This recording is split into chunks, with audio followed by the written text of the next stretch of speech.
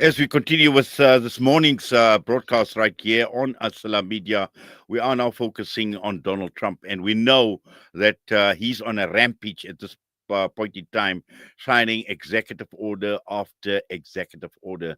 And what we want to talk about is threatening to cancel the visas of pro-Palestinian protesters in the United States of America. Now, he's already signed this executive order on Wednesday, and this is to combat anti-Semitism. He has pledged to deport non-citizen college students and others who took part in pro-Palestinian protests. And he calls some of them resident aliens who joined in the pro-jihadist protests. Now, these are words that Donald Trump has actually used. And to unpack all of this, we're joined by senior researcher Naeem Jeenah. Naeem, assalamu alaikum wa rahmatullahi wa barakatuh, and welcome. Wa alaikum salam wa rahmatullahi wa barakatuh. Yes, Naeem, I mentioned Donald Trump being on a rampage because we know since his own inauguration, he already started signing executive orders, and we've just seen so much, and it is so publicized at this point in time. And we knew at some point in time he will be going after the pro-Palestinian groups or protesters or lobbies in the United States of America. Yes, I think this wasn't unexpected. Even while he was on the campaign trail, of course, his pro-Palestinian rhetoric was there, but also one of the specific targets, and not just of him, by the way. And it was a specific target also of the Biden administration and the Biden White House, were those student protesters who were protesting against the genocide taking place in Gaza. By Israel against Palestinians, the whole phenomenon of student uprisings, I think, was a bit of a shock to a large part of American political society because of the vigor with which it was taken up, and because it wasn't only Palestinians. Trump is now trying to go after, of course, non-American students who participated in those protests, but the vast majority of those who participated were Americans, many of them Palestinians or Muslims or Arabs, but Americans nevertheless, and others who were not any of those things, not Palestinian, not Arab, not Muslim.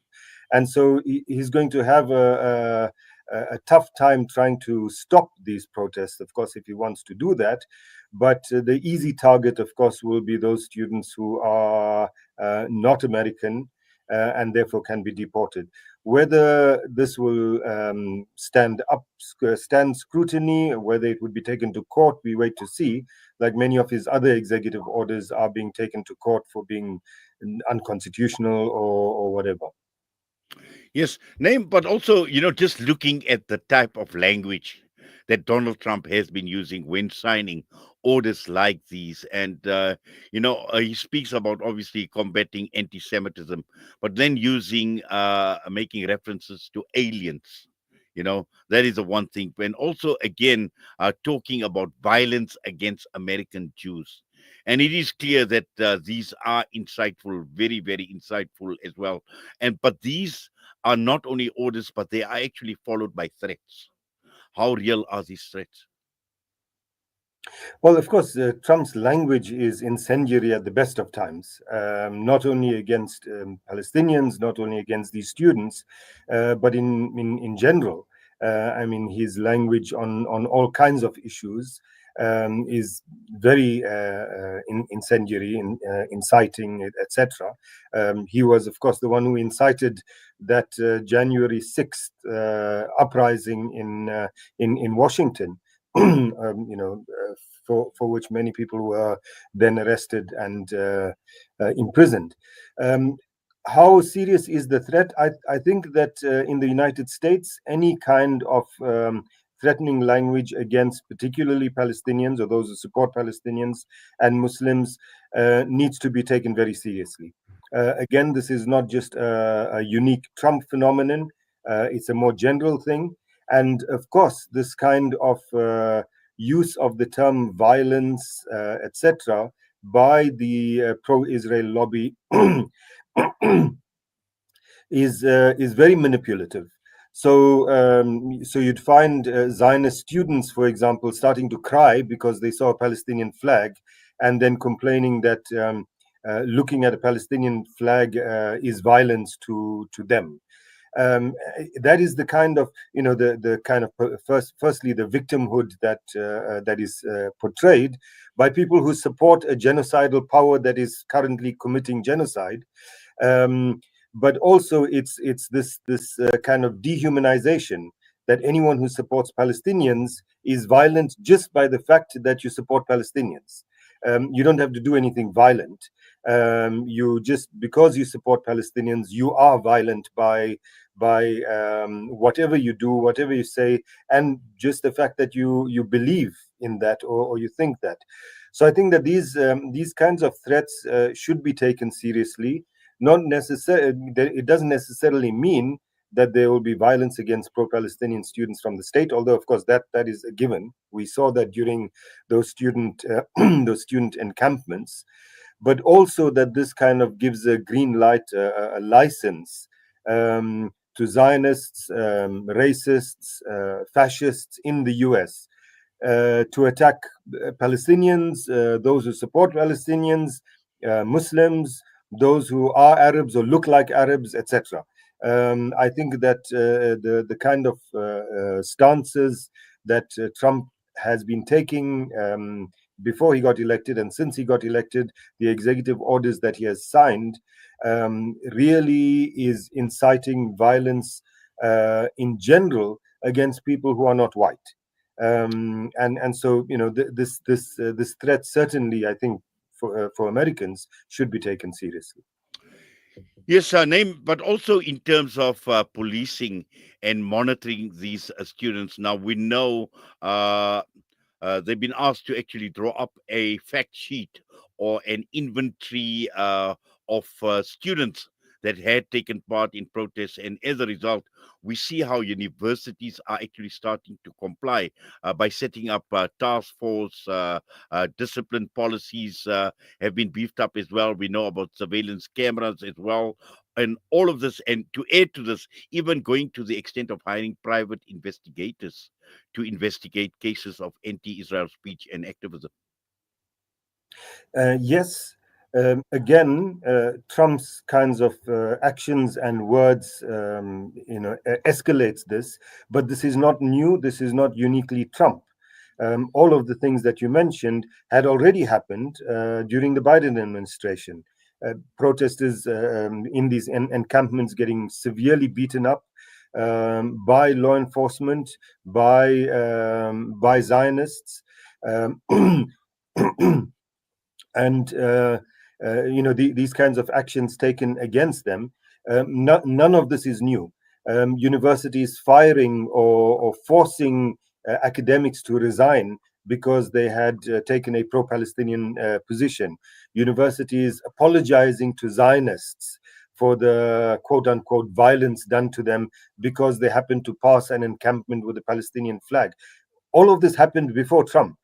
So we must just be careful about thinking that that Trump suddenly is introducing something new in the political fabric in the United States.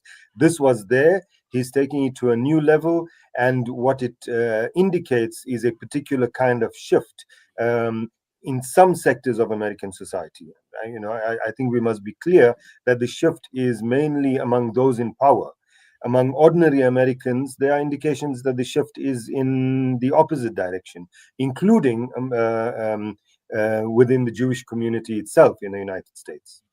Yes, name. And just finally, looking at the people that Donald Trump has surrounded himself by within his administration, and we know that, they've got a very, very strong track record, particularly being part of the pro-Israeli, pro-Zionist lobby as well. And we know Netanyahu, I think, is set to visit Trump next week as well.